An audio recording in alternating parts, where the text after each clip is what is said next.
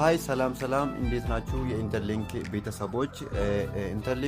የኢንተርሊንክ ተሳታፊዎች ዛሬ ወደ 3 ሚሊዮን ነጥብ 8 ላይ ደርሰናል።